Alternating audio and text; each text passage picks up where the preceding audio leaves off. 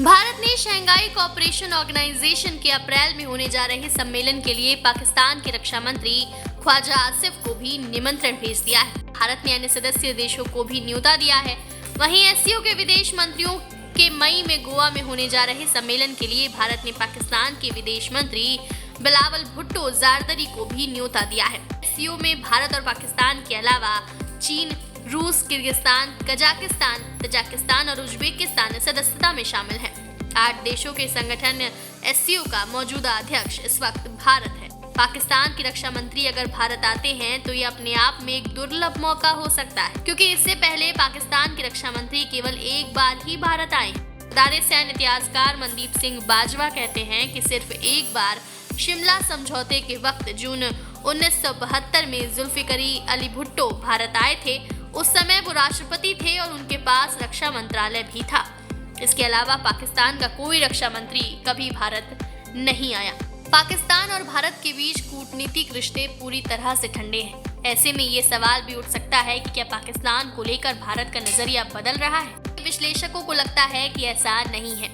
Manohar Parrikar Institute of Defence Studies and Analysis में Europe and Eurasia centre की associate fellow doctor Swati Rao कहती हैं कि भारत सरकार पाकिस्तान पर बिल्कुल भी नरम नहीं पड़ रही है। भारत सिर्फ अपनी अंतर्राष्ट्रीय प्रतिबद्धता निभा रहा है।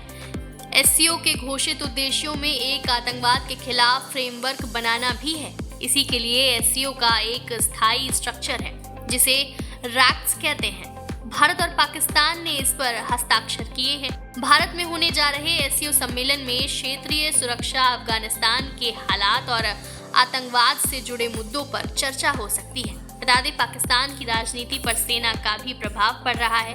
पाकिस्तान में कई मामलों में सेनाध्यक्ष के फैसले प्रधानमंत्री और सरकार पर भी हावी हो जाते हैं। ऐसे में सवाल ये भी उठता है कि क्या पाकिस्तान के रक्षा मंत्री को बुलाना प्राथमिकता है।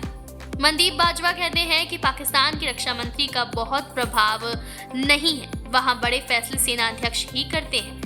कई मामलों में पाकिस्तान के सेनाध्यक्ष की प्रधानमंत्री से भी अधिक चलती है। भुट्टो के बाद अभी कोई बड़ा ताकतवर नेता पाकिस्तान का रक्षा मंत्री नहीं रहा है। ऐसे में भारत को अगर सुरक्षा मामलों पर बात करनी है तो पाकिस्तान के सेनाध्यक्ष से करनी चाहिए। पाकिस्तान और भारत के बीच मंत्रियों का दौरा आम नहीं है।